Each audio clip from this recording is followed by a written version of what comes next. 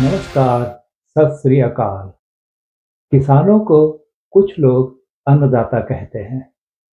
उनको अन्नदाता कहकर इतना सिर पर चढ़ा लिया है कि अब वो नीचे ही नहीं उतर रहे। किसान अन्नदाता कैसे है? क्या वह मुफ्त में अनाज देता है? पैसे नहीं लेता, वह मेहनत करके पैसे कमाता है, अपने परिवार को पालता है। वैसे ही एक रिक्शे वाला भी मेहनत करता है और अपने परिवार को पालता है। तो क्या रिक्शे वाले की मेहनत हराम की है? वो हराम का पैसा कमाता है? क्या किसी किसान ने किसी गरीब के घर में मुफ्त में अनाज डाला? कैसे है वो अन्नदाता? आज किसान अनाज की इतनी कीमत मांग रहा है कि गरीब आदमी अनाज खरीद ही ना सके। वह जितनी भी मेहनत करे, सब अनाज खरीदने में ही गवा दे। तो क्या आप उनको अन्नदाता कहोगे या लुटेरे? अगर इनको किसानी में फायदा नहीं है तो कुछ और कर लें, रिक्शा चला लें। बस इनकी एक ही बात है, इनको सब मिल जाए, बाकी सब भाड़ में जाए। भोजन जो है सबकी प्राइमरी जरूरत है, सबसे पहली जरूरत है।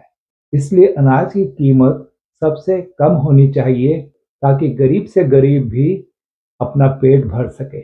इसलिए ये किसान अन्नदाता नहीं है, क्योंकि यह अपनी फसल का मूल्य लेते हैं, अपनी मेहनत का मूल्य लेते हैं, पैसे लेते हैं। अन्नदाता तो एक ही है, परमात्मा, जो सबको रिज़्क देता है, मगर यह नहीं कहता कि मैंने तुझको दिया। न ही उसका कोई मूल्य वसूलता है और ना ही कोई एहसान करता है। जब से सृष्टि बनी है तब से वो सब जीवों को रिज़्क भोजन दे रहा है। पत्थर में भी कीड़ा पैदा करके उसका भी भोजन उसके सामने रख देता है। फिर भी वह नहीं कहता मुझे अन्नदाता कहो, मेरा एहसान मानो, मुझे अन्नदाता की तरह जानो।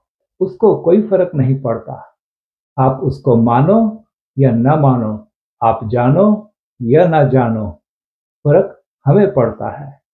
अगर हम उसको जानेंगे अन्नदाता, हम उसको अन्नदाता मानेंगे, तो हम उसके नजदीक हो जाएंगे।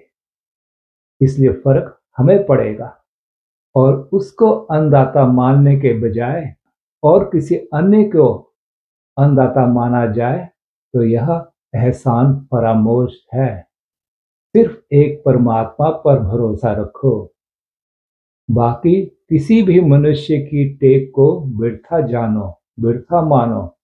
कोई मनुष्य आपको नहीं खिलाएगा, खिलाएगा तो आप पे एहसान करेगा और उसका फायदा उठाने की कोशिश करेगा।